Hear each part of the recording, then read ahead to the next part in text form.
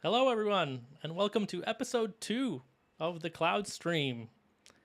This is your monthly show where we show off some of the, or just highlight some of the topics of the day or topics of the month, including, some topics from the tech industry and also what's new with Cloudsmith as well. So thank you for joining us for episode 2. I know we're kind of a little bit late because we had a July show that we had planned and we got really busy, just delivering all these great features for you. So now that we're back, we're happy that you joined us, and we'll try and keep that monthly cadence intact, and we'll have some registration and other ways you can win some prizes too. If you retweet us on Twitter right now, that will get you in line to win a prize as well. Hillary has informed me that was happening, so excellent.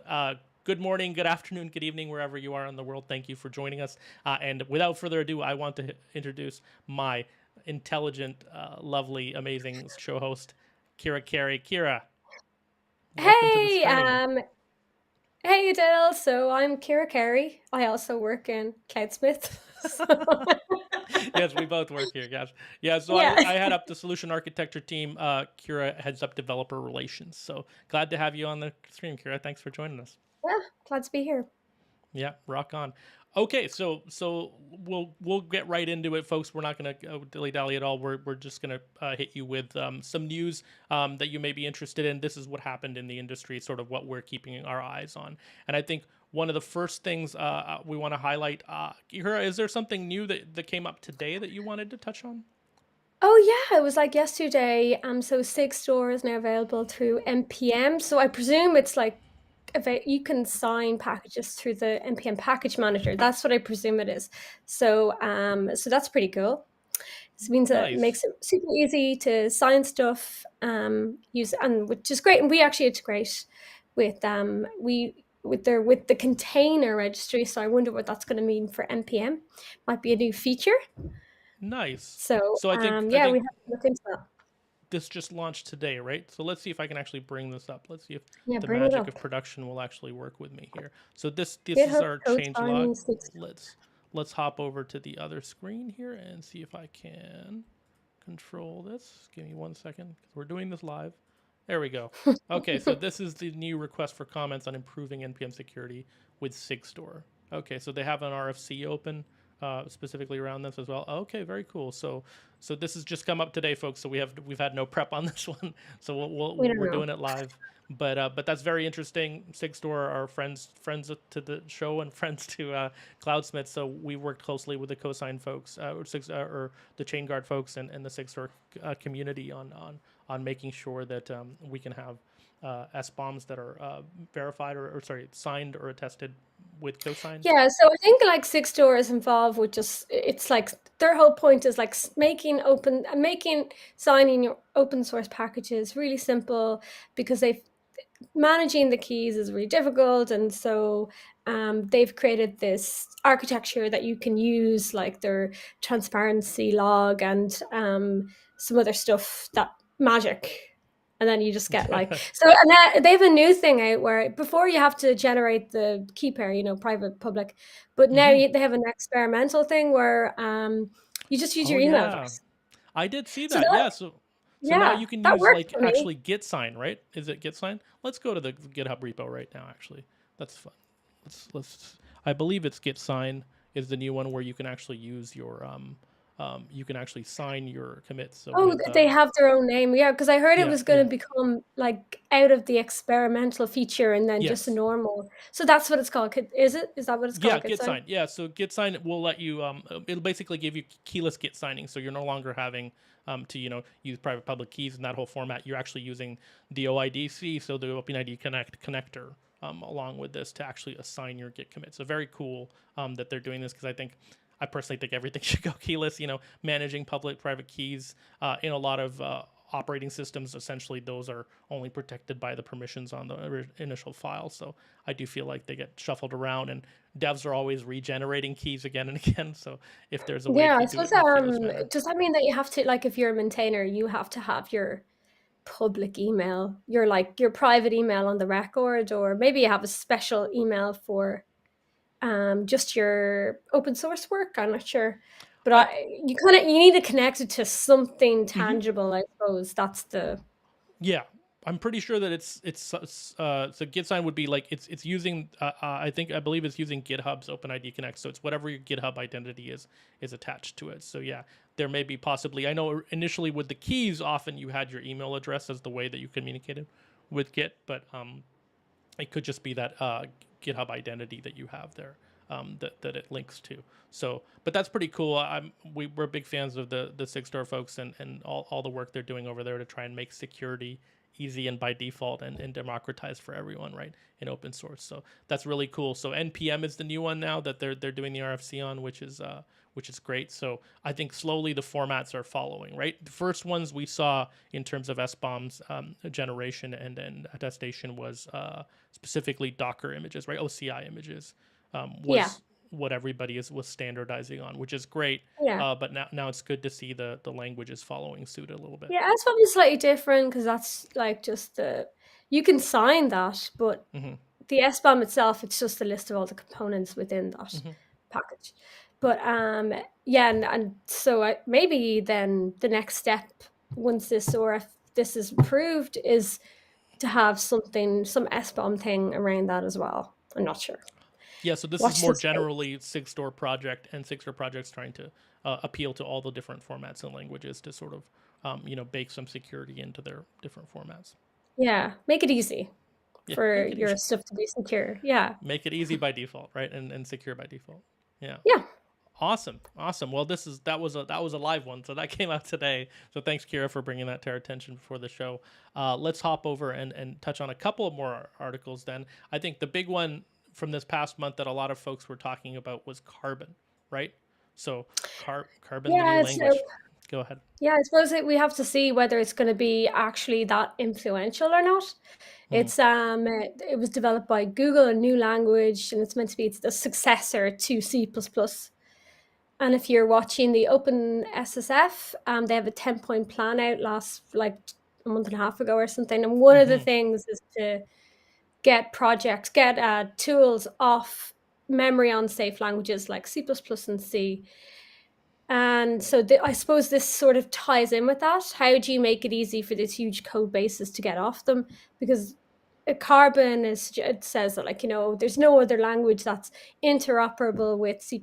So our whole reason for being is to make that transition to a more safe language, more memory safe language easier. And then I think it has a package manager and stuff. So, and then right Rust is the obvious language to compare against, but apparently it's not so easy to make that transition from C++ to Rust. So, yeah. So watch. Let's see how this goes. Yeah. Yeah, it's very interesting. So I think the big thing, the take-home message for me from the announcement about Carbon and everything was that one of the big features that was landing in Carbon as compared to C++ was memory safety, right? Yeah, I don't think I'm not sure if it's completely memory safe, because I heard somewhere where they might in the future have a Carbon safe version. So Okay. presumably that it's not fully memory safe like Rust is, but I don't know the nuts and bolts. So because the way in C++ you can pointers and stuff like this, and memory is a bit looser, and they don't have a garbage collector and all this. So memory is there's a lot of vulnerabilities associated with how you handle how you code your C++ or what libraries you use, and so it's trying to stop that problem, I suppose. Yeah, so I mean, there's a couple of things highlighted in the article here, but generally, like I guess I'm just want the take home for folks. So more so in terms of, like, obviously, it's not ready for use yet, right? This is very much experimental. So I think the big thing you mentioned about being better at memory safety than C++, matching performance, and then just being a little bit more obviously Yeah, and now it's seamless. open source, right? Carbon is open source now. Yeah, and is it the Go That folks was that the are pushing announcement, for I that, suppose. or yeah? Hmm? Is it like Google that I think is behind it, or is it a couple Yeah, of they others? have some lab somewhere. Wouldn't it be they just come up with these new languages. It's Like like, Go and everything else. Yeah. No, yeah, absolutely. yeah. Yeah, I think there was a big. I have heard a lot about Rust in the industry too, and a lot of folks moving to Rust as a sort of format, Mm, sort of for like a future language. And I do know that I know some folks in the Rust community, and they're actually a very supportive group, and they're very welcoming to new people. And so and I think that that's yeah, important I in a saw some of the community. people. Yeah, I saw some Oh, people in the Carbon community talking about Rust in a very respectful way. So, but they just said that they're bridging a gap that Rust doesn't quite achieve. But if you're doing a greenfield, what you call a greenfield site, if you're doing a new project, hmm maybe Rust is the better option. But if you're doing that conversion over, you might consider Carbon. Yeah, if you have like sort of a long timeline and you're still like willing to play with the experimental stuff, then I think Carbon would be a great spot for it. Interesting, very cool. I'm always good to see more innovation in the industry. I mean, languages and formats are one of those things where things can get stale after a little bit of time, and new features aren't always landing as quickly as you want. Stability is favored over innovation, so it's always good to see another language out there, another format entering the ring. Oh, I don't know. You're like, I'm over it. From the dev perspective, I'm Oh, sure it these can are be. less standards, but yeah. Yeah. Oh, yes, the XKCD. Now we have, I'm going to create one standard to rule them all, and now we have another standard. Yeah. Now we have 35 standards. Okay, well, let's transition smoothly away from that then to another article that was that kind of caught our eye. And there's a sort of a theme here in terms of security and safety, Yeah, that we're following. But it's top of mind for a lot of folks in the industry, of course. So, and this is a good one. So, do you want to talk about Ruby Shield a little bit, Kira? Oh yeah, it's this new 4-year project who Spotify are sponsoring to make Ruby more secure, because Shopify are big Ruby heads, and so it's they're Sorry, to clarify, that was offering. Shopify, right? Because I think you said Spotify first, so it's not Spotify, it is Oh, Shopify. did I? Oh, That's okay. That's okay. that's it. No, just want to clarify for Shopify, folks. yeah, Shopify are sponsoring, and so they're lending energy engineers, and I presume real money to this project, and they're doing stuff like improving the tooling, like Bundler. They're going to make it better.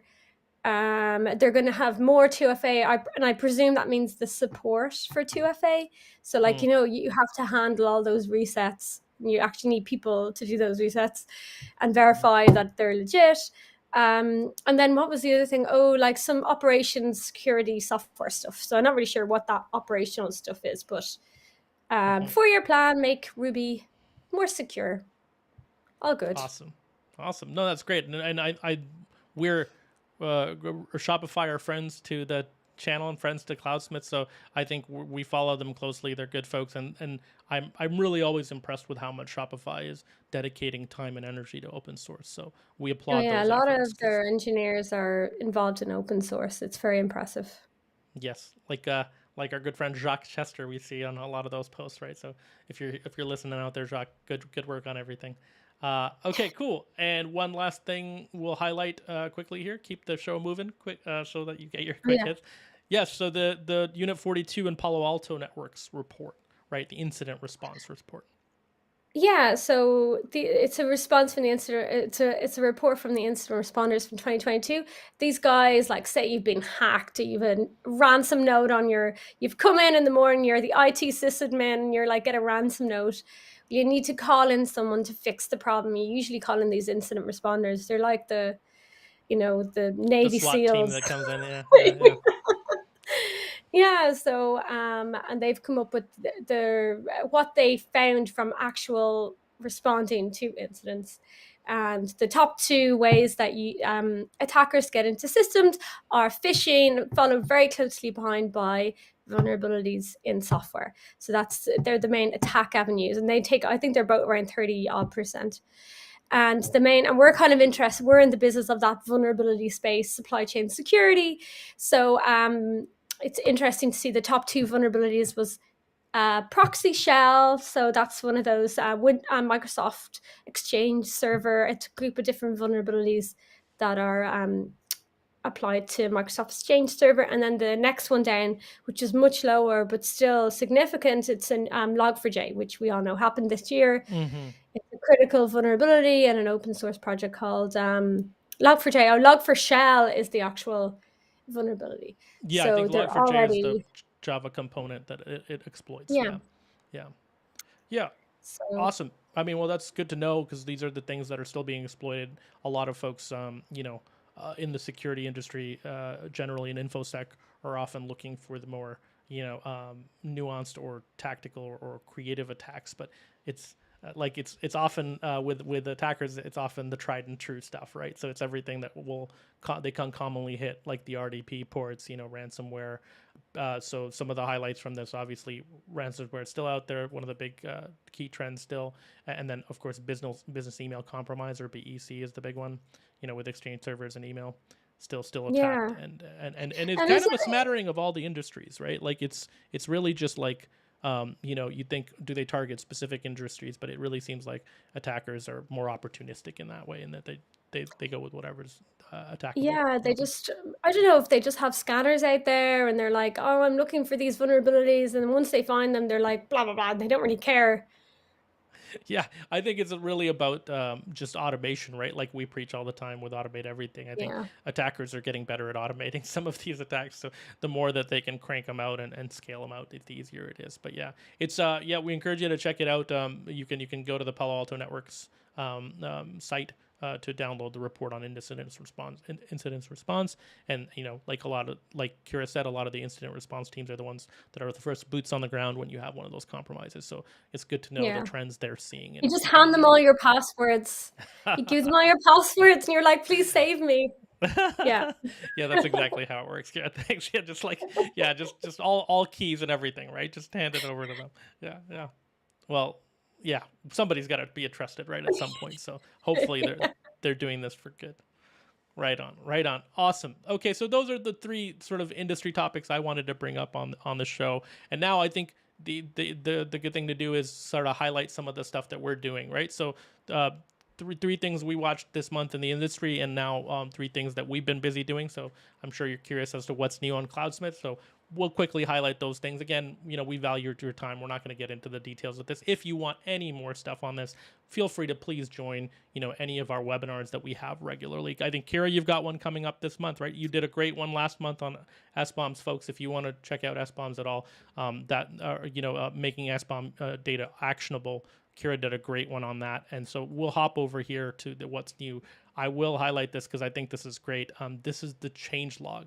So we've started releasing this publicly now. So it's at changelog.cloudsmith.com. You can check it out. And this is courtesy, I believe, Tom, right? So big shout out to Tom in engineering.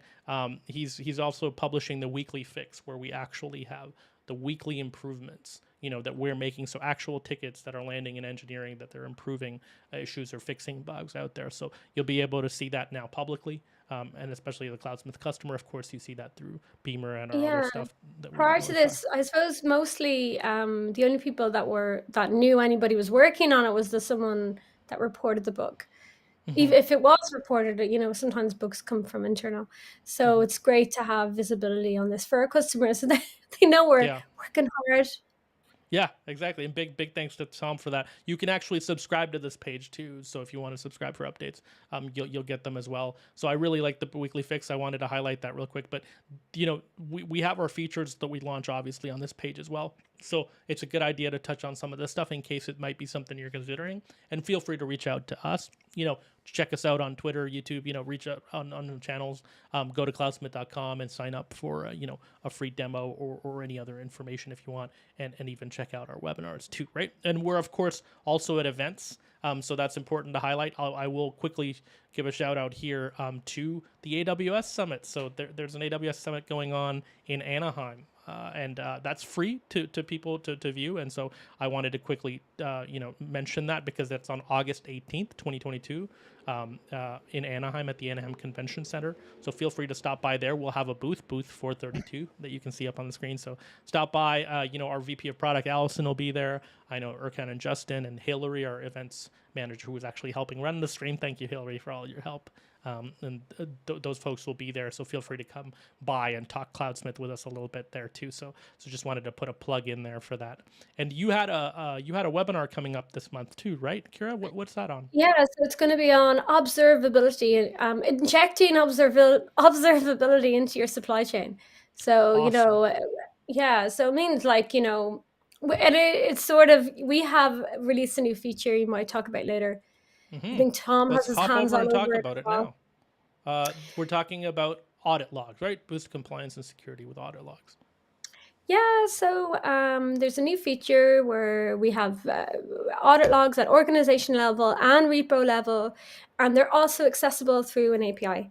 And this means that you can, inject them into your Seam or whatever, some other tool that you use for get in all your logs, and you can also add. Now, I got it working for Elasticsearch, and I'm sure it could work for any other theme. So yeah. Yeah, very cool. So that's really nice. So I know for a fact that customers, our users have asked for this for a while, right? And the ability to have the audit log as an API is a new feature, which is amazing because that, if you're looking to ingest this into your tool of choice, right? Theme tool of choice, like you mentioned. I keep on saying inject it, but ingest. is the Either way works, but like your log and monitoring tool of choice. So a lot of folks I know are using Honeycomb and Datadog or many other dashboard Splunk, as well as Elastic, to consume some of this stuff or ingest it in. So now you have another data point that you can consume in, right? With the audit log, and audit logs are quite detailed in who did what, when they did it, and everything. So I mean, a lot of organizations want to keep track of what happens where, and now the ability to consume this via an API makes it much easier to pull into the theme tool of your choice. So this is definitely one of the features I wanted to highlight. So this is feature 1. We'll call it feature 1. And number 2, this is a big one because this is new, right? Kara, this came out recently, and we're still working on invitational beta for this, but it's Saml group sync, right? That's the big one. So our identity providers that are out there, right? A lot of folks are using Saml identity providers or social identity providers to connect on in their organizations. So I think Saml has been a big, we've had Saml integration for a long time, but the ability to manage your security groups, your access to different repos and other things like that in your teams from your IDP of choice, from your identity provider, instead of having to manually do that in the Cloudsmith portal was a big ask. And of course, rightly so, organizations deserve that. So I think Saml group sync is the first step in this. We'll have other stuff later, but I mean, this will give you the ability to basically, it's like a key value attribute, right? So you're connecting that up to your identity provider and a key value attribute on that end, and that will allow you to control from that control your groups, your security groups from the identity provider, and allow that to be the point of reference or the source of truth for who should be allowed into what group. And so assuming you can set that up, and we have a nice help page on that as well. For all of this stuff, we have help available right in the changelog. So you'll click on the group documentation here, and it opens up the actual help page. And shout out to Dan McKinney, our colleague Dan, for doing the hard work in documenting this. He's always on top of the documentation. We always get compliments, Kira, right, on our documentation, and largely that's thanks to Dan. So big shout out to Dan. He has his paws all over that documentation. Yes. So one important caveat to mention that Dan mentions in the docs here that you can see on the screen, and again, you can go to changelog.cloudsmith.io and check this out. One of the cool things about this is we have the tag at the end to mention, just fair warning, this isn't SCIM just yet, right? This isn't SCIM support. This is more like we're on our journey to SCIM. we're on the way to SCIM. So we definitely want full SCIM support eventually. Like onboarding, offboarding users and groups and stuff should work seamlessly eventually. This is just the first step in that. So we wanted to get some of the feature set delivered to our users so they could become functional. And in fact, one of our new Ultra users, right, that just came on. I'm not going to shout them out here for NDA binding, but they wanted to test this. This was an alpha, and I believe we gave it to them, and it worked seamlessly. So that was real good. So yeah, shout out in engineering specifically to the Daves, David Schmidt and Dave Armstrong. Great job on this stuff too. Thank you for your help with this, and I'm all the engineering team. I don't want to single out folks, but thank you for delivering this for our customers live, right? Like who are using it right now. So that's feature 2. The last one here is let's hop over and talk about. I really wanted to touch on this, even though it was like just in the beginning of July that we released it. But service accounts, that was a big one. Oh yes, yeah. So this has been something people asked for a while, right, Kira? People love it, so they don't want to have to use their credentials for like what a service account can do. So I think it's read only, right? Yes. No. So service. So entitlement tokens are read-only, and so service accounts are going to allow you to start doing stuff, from programmatic manner. So the big ask, like you mentioned this before, Kira. Folks don't want to use these bot and service accounts instead of, like, in your pipelines. You don't want to have a Cloudsmith user necessarily attached. That was our Yeah. recommendation before, but folks were like, no, we don't want an actual user attached to this. We want to be able It to doesn't manage feel this. clean or something, you know. Service Yeah. account is like, oh, basically we know this is this is basically our CI tool driving this, and they want to Yeah. differentiate that. Yeah. Makes it easier to be the auditability of it and everything, and the traceability. Now it's a service account, a pipeline performing these changes, right? So we landed that feature. So there it is still it was invitational beta, and I believe it's getting released slowly over time now. But we had to work some of the kinks out, of course, in the beginning. So there are certain things that you can and can't do. It's meant to not be a destructive account, so there are certain things at the organizational level that you may still not be able to do with service accounts, but we are working on it, and we are looking to improve that feature. But we wanted to get something in the hands of folks, especially to be able to just have that account and API key, plug that into your CI, and not have to worry about the fact that you have a user account, that user leaves, and now you have to reset keys and credentials. You can manage this right within the Cloudsmith portal. The service account, and be able to trace all the actions that it performs right to the service account too. So more features coming soon with that, and it'll have more abilities. Right now it is writable. It can go in and make changes in repositories, upload packages, stuff like that. But I think in terms of future plans, the ability, once we have Skim and stuff, to have more user management, repository creation and management, and other things going into there are coming soon. Yeah. So those are the 3 features that we were working on. So I know it's we went through it pretty quickly, but of course this is meant to be quick and sort of just a quick hit of news and information. But hopefully you kind of see what we've been up to, and next month we're gonna have this again. Hopefully you tune in. It's gonna be on a monthly cadence, and we'll let you know once we've nailed down the exact dates that we're gonna regularly be doing. It'll probably be the last Thursday of the month, or the 3rd Thursday, or whatever it is. Yeah, we'd be like, product, we need content for our no, I think like features.